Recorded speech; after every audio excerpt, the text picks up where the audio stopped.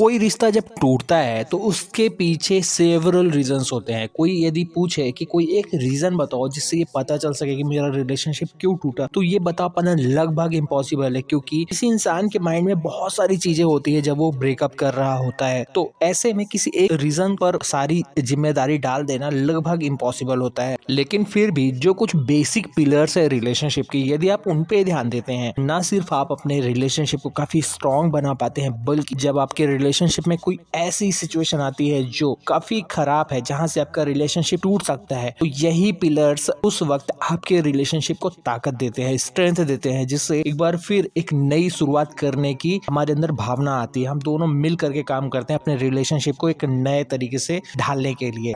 तो आज मैं आपको 3 ऐसे फंडामेंटल लॉ बताऊंगा जो यदि अच्छे हैं तो आपका रिलेशनशिप स्ट्रांग रहेगा, लेकिन यदि ये कमज़ोर है तो आपका रिलेशनशिप कभी भी टूट सकता है। तो जो पहला पिलर है वो है ट्रस्ट। दोस्तों, किसी भी रिलेशनशिप का बहुत बेसिक एंटिटी होता है ट्रस्ट। इसके बिना तो कोई रिलेशनशिप चल ही नहीं सकता।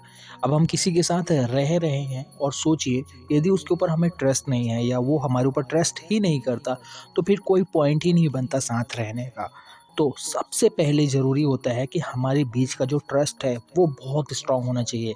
यदि हमारे बीच कोई ट्रस्ट इशू क्रिएट हो रहा है तो उसे जितना जल्दी से जल्दी हो सके उतना जल्दी सॉल्व कर लीजिए, क्योंकि यही इशू एक दिन बढ़ कर के इतना बड़ा हो जाएगा जहाँ से आप फिर कितना भी एफर्ट कर लें, कुछ भी कर लें, हो सकता है आपका पार्टनर कभी दोबारा आपके ऊपर ट्रस्ट ही ना करे। और एक बार ट्रस्ट चला गया तो फिर वापस रिलेशनशिप को उसी पोजीशन तक लाना लगभग इम्पॉसिबल होता है, और एक छोटी सी चीज़ भी आपके रिलेशनशिप को तोड़ सकती है। दूसरा पिलर है कम्युनिकेशन। दोस्तों, कम्युनिकेशन की वजह से हमारा रिलेशनशिप स्ट्रॉन्ग तो होता ही है, साथ ही साथ हम ज़्यादा खुशहाल रहते हैं अपने रिलेशनशिप में, क्योंकि हम अपने दिल की बात सबको शेयर कर सकते हैं। हमारा पार्टनर हमसे दिल की बातें शेयर कर सकता है।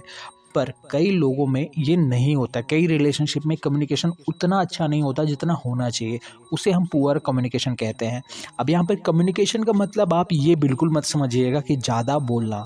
ज़्यादा बोलना कम्युनिकेशन का मतलब नहीं होता। कम्युनिकेशन का मतलब है अपनी बातों को सही ढंग से समझा देना।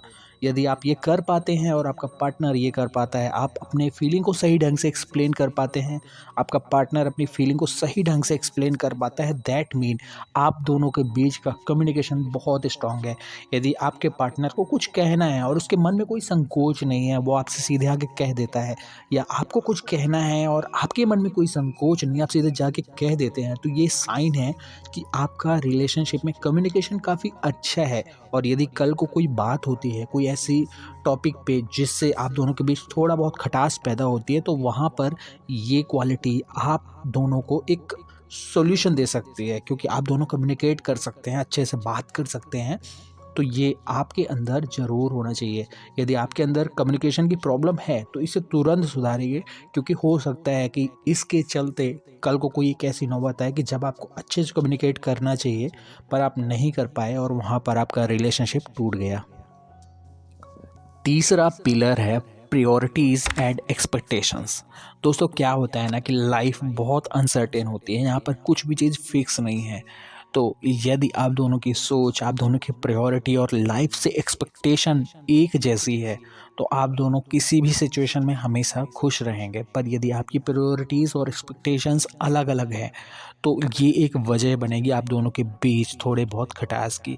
आप यदि सपोज़, हमारे यहाँ कहा जाता है कि यदि आप पूरब जाना चाहते हैं और आपके साथ वाला कोई व्यक्ति पश्चिम जाना चाहता है, तो आप दोनों की विचारधारा हमेशा कन्फ्लिक्ट होगी। गलत कोई नहीं है, आप भी सही हैं, वो भी सही है। बस क्या है कि आप दोनों की विचारधारा लाइफ को लेकर, लाइफ की प्रायोरिटीज़ और एक्सपेक्टेशंस को लेकर नहीं मिल रही है। तो यदि ये चीज़ है आपके रिलेशनशिप में, तो आप दोनों को बैठ के बातचीत करना चाहिए। और यदि ये चीज़ नहीं सॉर्ट आउट हो रही, तो यहाँ से अलग होना ज़्यादा बेहतर है, क्योंकि आज आप अलग होंगे तो कम दुख होगा। यदि आपकी लाइफ की प्रायोरिटीज़ एक्सपेक्टेशन डिफरेंट है, बट आप 10 साल बाद ये चीज़ महसूस करेंगे, तो वहाँ से वापस आना बहुत मुश्किल होता है। तो ये चीज़ें आप बैठ कर के डिस्कस करें और उसके बाद ही आगे का तय करें कि आपको क्या करना है।